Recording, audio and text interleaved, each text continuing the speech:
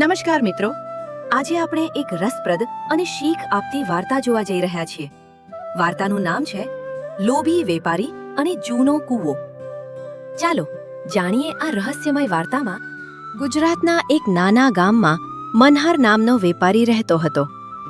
તે ખૂબ જ મહેનતુ હતો, પરંતુ તેની એક ખરાબ આદત હતી.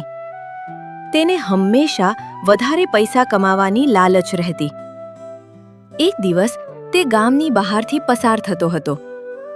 ત્યાં તેને એક જૂનો કૂવો દેખાયો. કૂવાના પાસે એક વૃદ્ધ માણસ બેઠા હતા. કાકા, આ કૂવો એટલો જૂનો કેમ છે?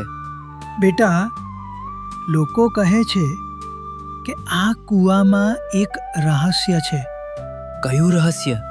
જે વ્યક્તિ સારા મનથી અહીં પ્રાર્થના કરે તેને મદદ મળે છે, પરંતુ જે લોભથી આવે તેને નિરાશા મળે છે.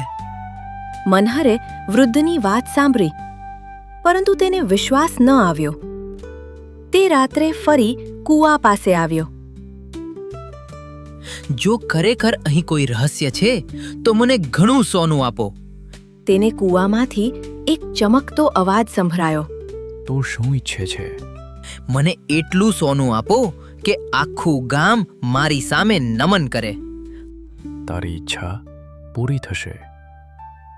બીજા દિવસે મનહરના ઘરમાં સોનાના સિક્કા દેખાયા. હવે હું ગામનો સૌથી ધનિક માણસ બની ગયો. પરંતુ થોડા દિવસોમાં મનહરને વધુ સોનાની ઈચ્છા થવા લાગી. મને હજુ વધુ જોઈએ. તે ફરી કૂવા પાસે ગયો. મને વધુ સોનું આપો. શું તું સંતોષી નથી? ના, મને વધુ જોઈએ. અચાનક કૂવાની આસપાસ જોરદાર પવન ફૂંકાવા લાગ્યો.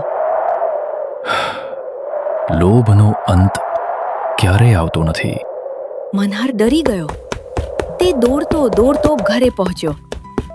પરંતુ ઘરે જઈને તેણે જોયું કે સોનાના બધા સિક્કા ગાયબ થઈ ગયા હતા.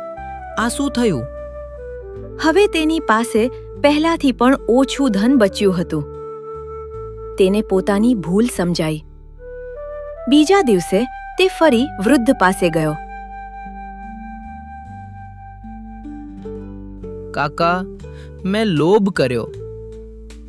હવે મને સમજાયું છે કે સંતોષ સૌથી મોટું ધન છે. જે વ્યક્તિ પોતાની ભૂલ સ્વીકારી લે છે તે જ સાચો સમજદાર માણસ છે. તે દિવસ પછી મનહર મહેનતથી કામ કરવા લાગ્યો. ધીમે ધીમે તે ફરી સફળ બન્યો. આ વાર્તાનો સંદેશ છે: લોભ માણસને ક્યારેય ખુશ નથી રાખતો. સંતોષ અને મહેનત જ સાચું સુખ આપે છે.